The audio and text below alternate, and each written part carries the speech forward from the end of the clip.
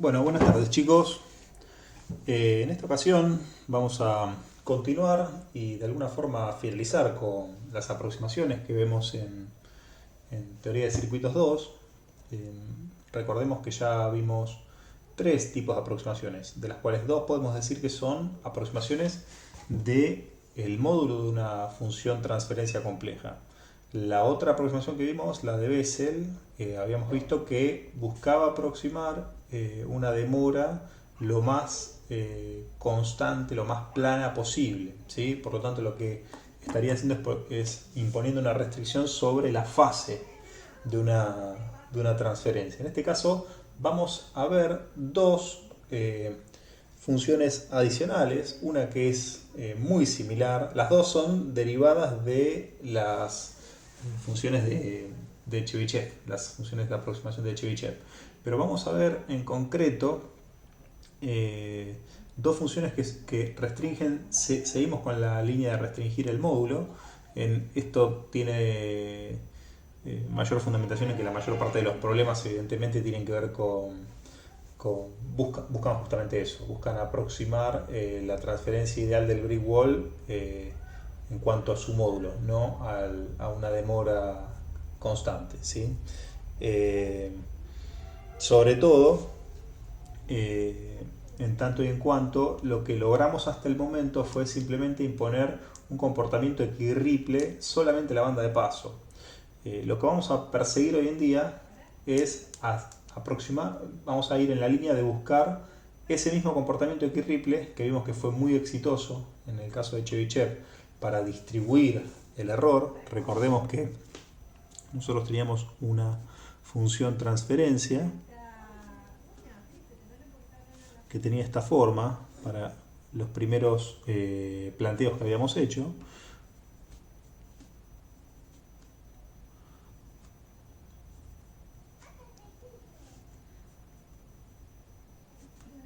Podríamos decirlo así, o podríamos tener algo más de este estilo, ¿sí?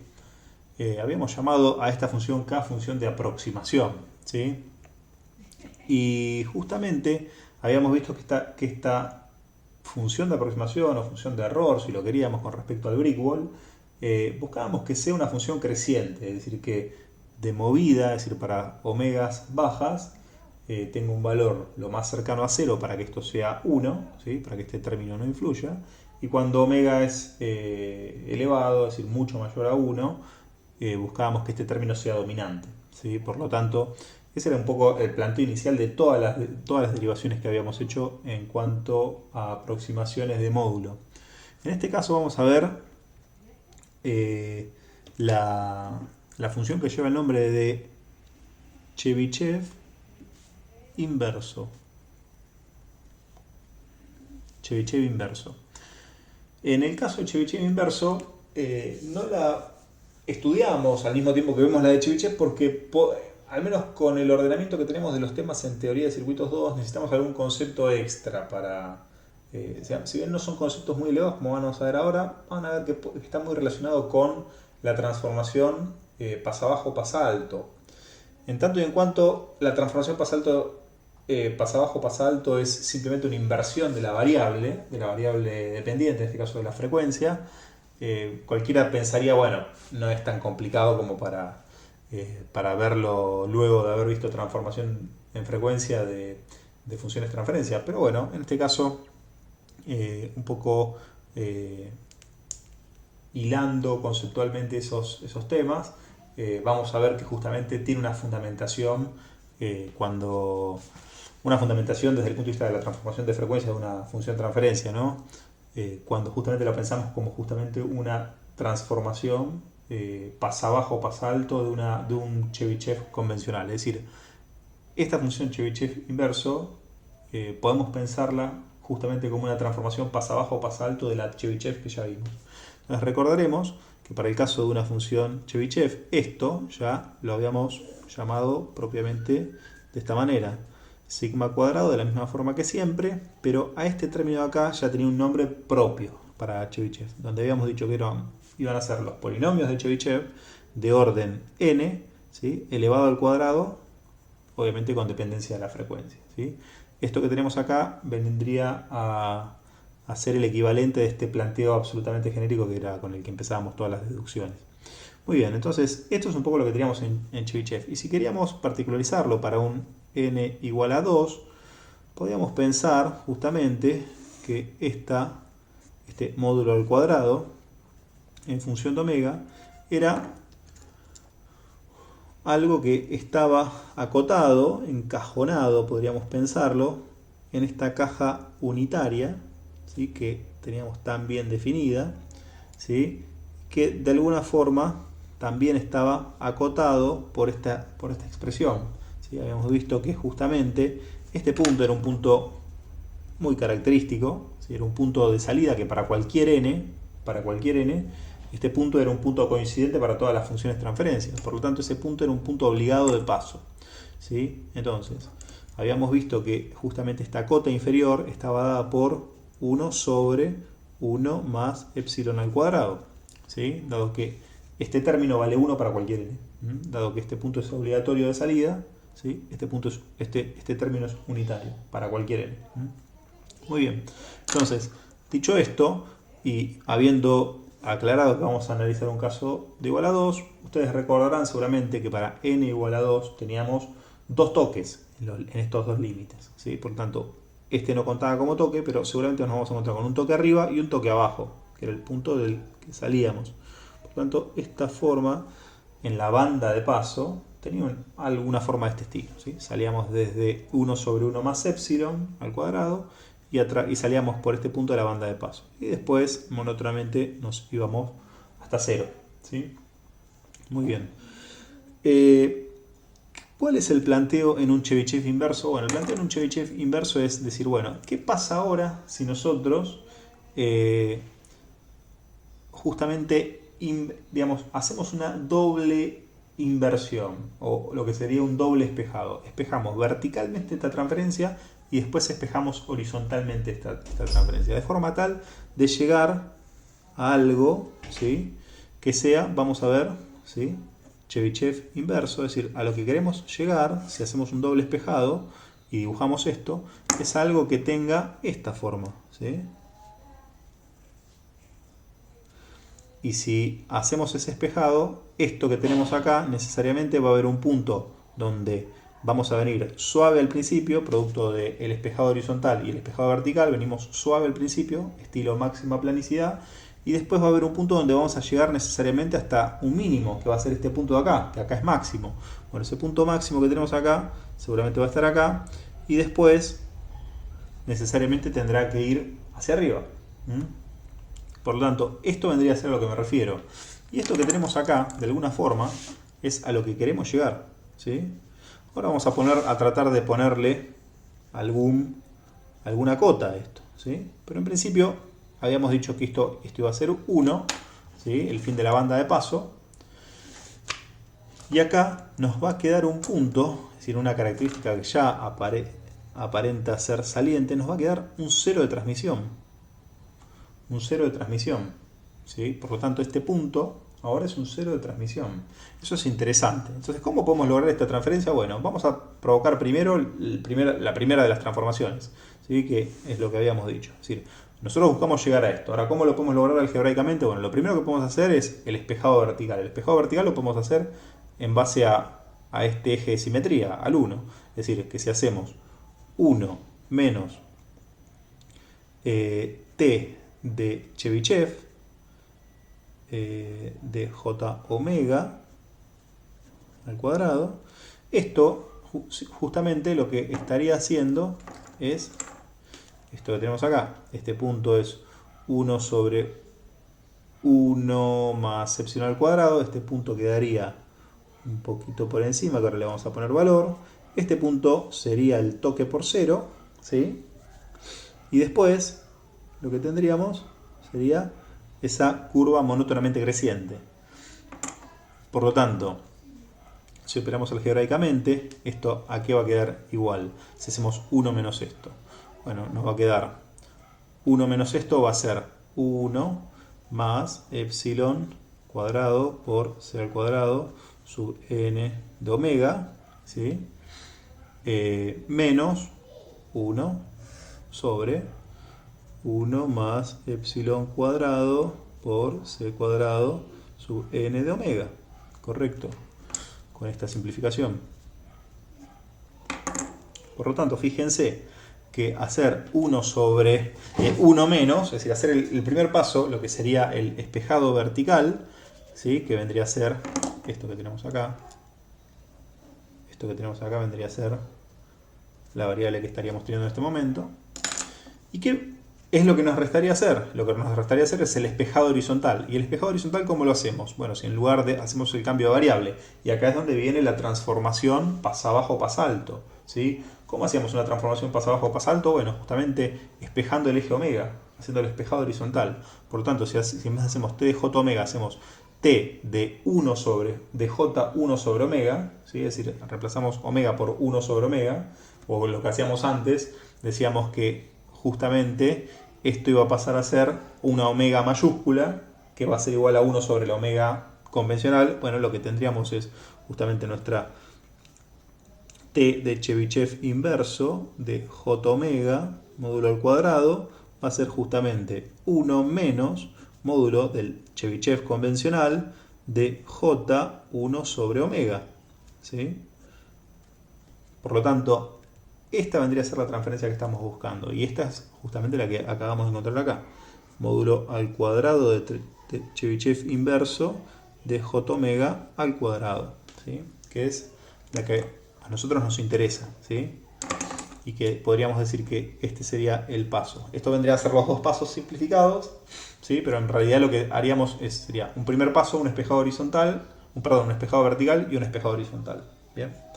Esto es básicamente lo que estaríamos haciendo cuando definimos nuestra función de aproximación de Chebyshev inverso. Y fijémonos que como particularidad para un n igual a 2, ya vemos que aparece un cero de transmisión. Una cosa muy interesante.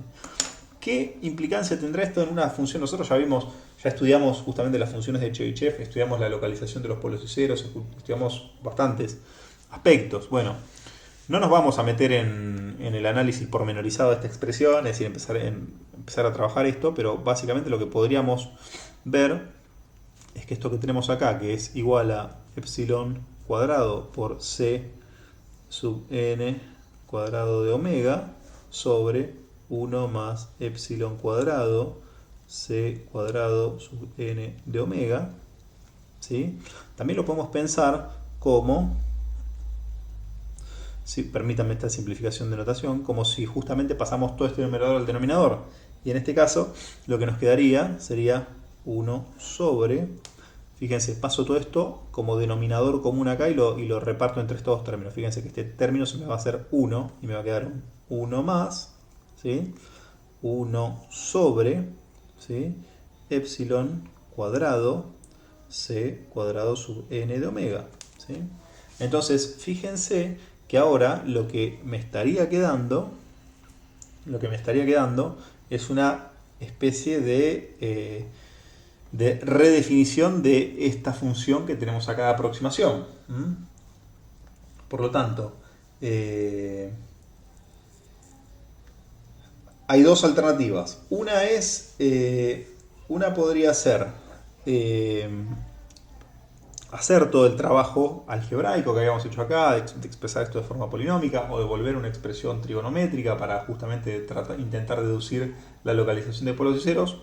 Bueno, eso ciertamente se puede hacer, es un poco más laborioso que en el caso del Chebyshev convencional, pero nosotros vamos simplemente a describirlo porque justamente este tipo de transformaciones nos interesan, pero nos interesan por una cuestión práctica, no por una cuestión de que nos interese diseñarlo vía lápiz y papel como hacíamos los otros métodos. Por lo tanto,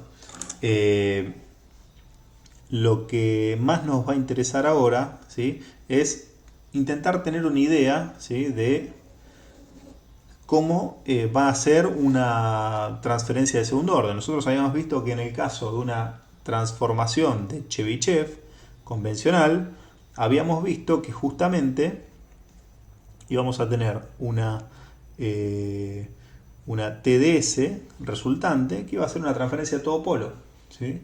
Por lo tanto, necesariamente íbamos a encontrarnos con algo que iba a tener la forma convencional, omega 0 cuadrado sobre s cuadrado más s por omega 0 sobre q más omega 0 al cuadrado. ¿Sí? Ahora, esta forma de pasabajo no la podemos encajar en una función transferencia de este estilo, necesariamente porque acá nos va a tener que aparecer un cero de transmisión.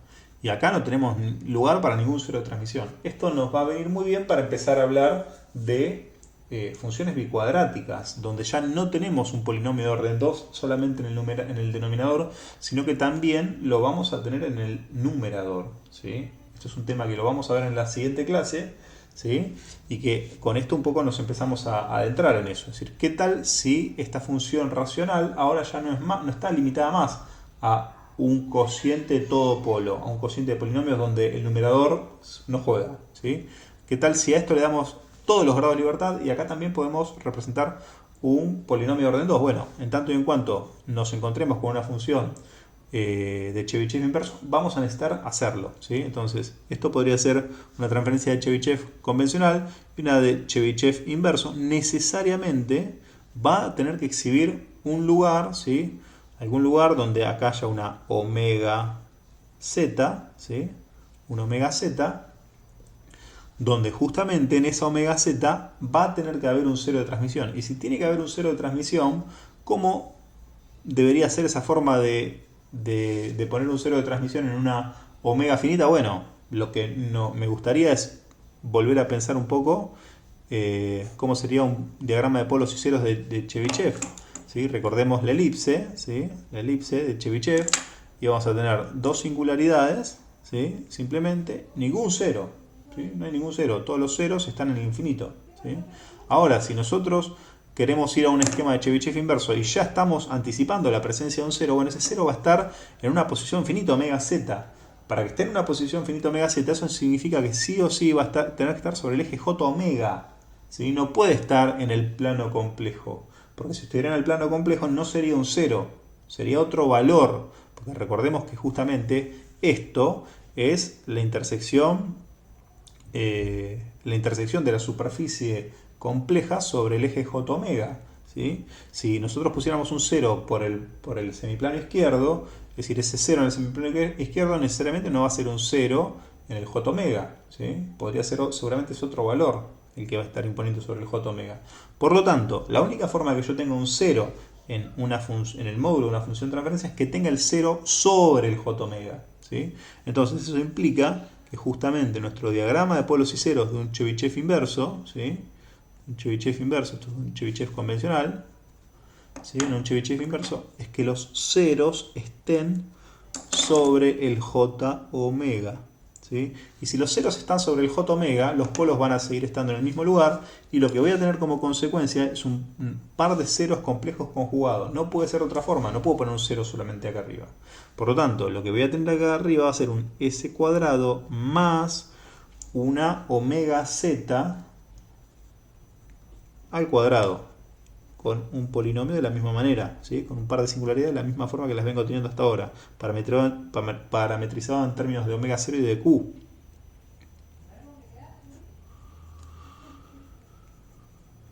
Correcto, entonces, fíjense qué interesante.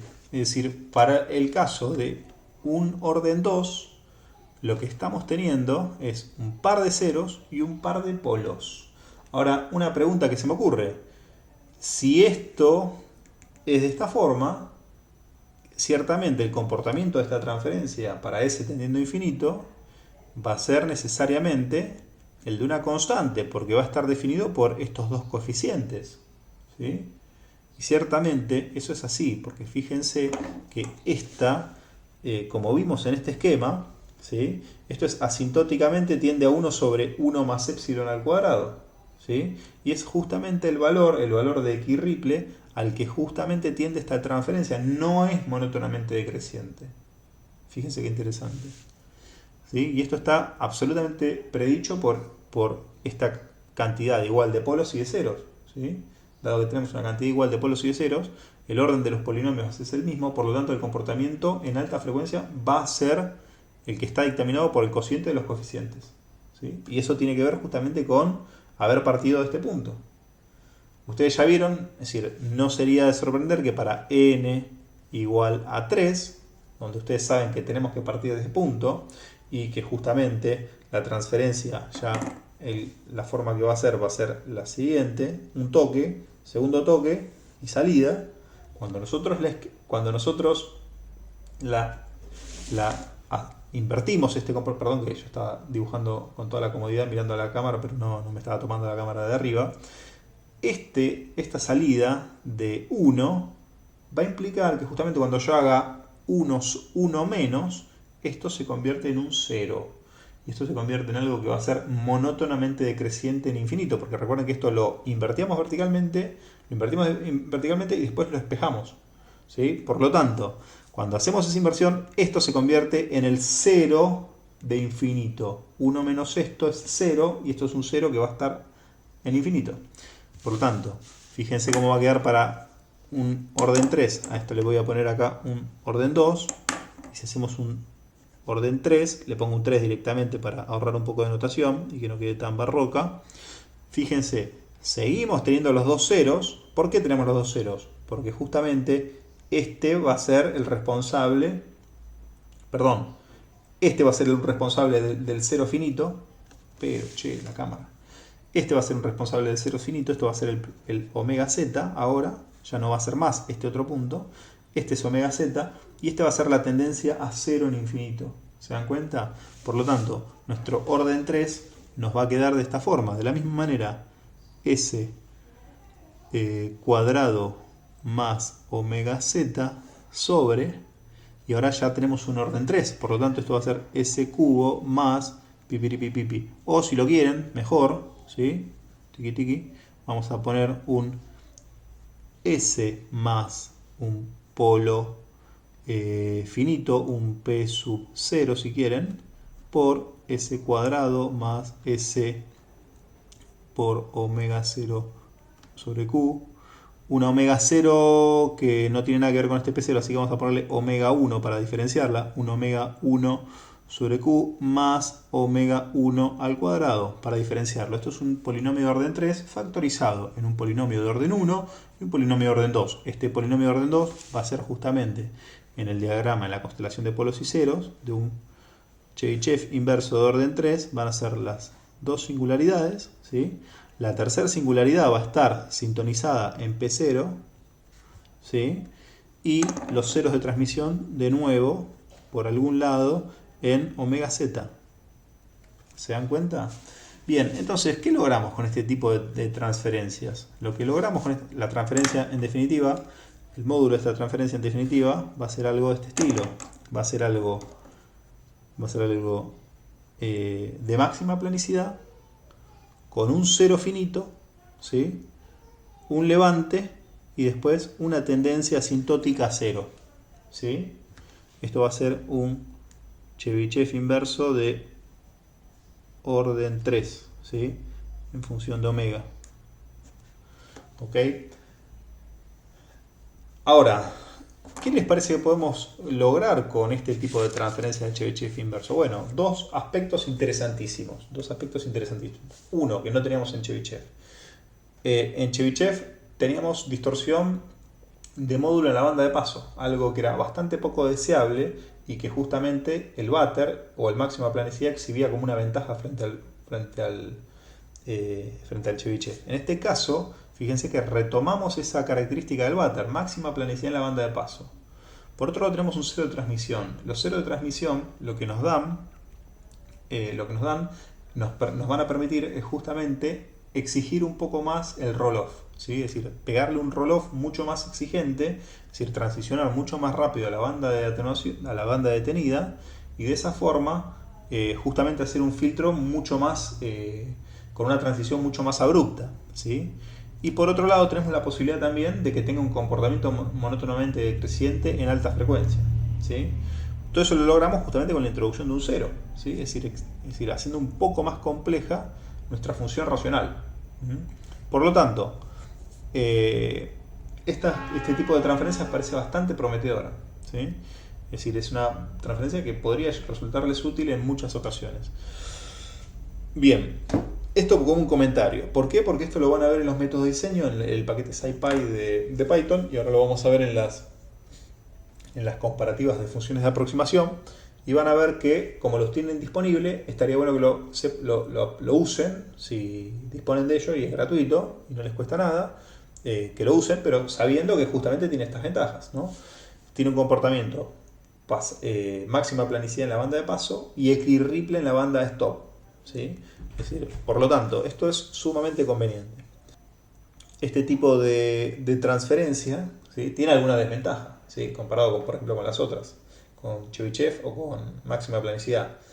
Es decir, el hecho de que justamente exhiba esta mayor capacidad de transicionar de banda de paso a banda detenida, justamente la paga, ¿sí?, con la falta de pendiente para llegar justamente a la frecuencia de infinito. Es decir, recuerden que cualquiera de máxima planicidad o Chebyshev normal, Chebyshev directo si lo quieren, llegaba a omega tendiendo a infinito justamente siempre con una transferencia 1 sobre omega sobre el orden del polinomio, ¿sí?, producto de que no había ceros, era una transferencia a todo polo. Bueno, en este caso no, justamente como usamos los ceros para transicionar, también eso nos va a quitar ese poder de atenuación para frecuencias muy elevadas. A lo sumo nos vamos a contentar para órdenes impares, como acabamos de verlo, para órdenes impares, con tener una tendencia de 1 sobre omega, ¿sí? No vamos a tener nunca más que algo de 1 sobre omega digamos, nunca vamos a tener un comportamiento asintótico más fuerte que ese, ¿sí?, ya que para los órdenes pares va a ser asintótico a una constante, a nuestro nivel de equirriple, ¿sí? Bien, eso como un comentario, ¿sí?, como un comentario de las particularidades de estas funciones de Chebyshev inverso. Ahora vamos a grabar otro video donde vamos a comentar lo que sería el segundo paso que vamos a dar en este tipo de aproximaciones, que son justamente las funciones de Cauer, la función de aproximación de Cauer.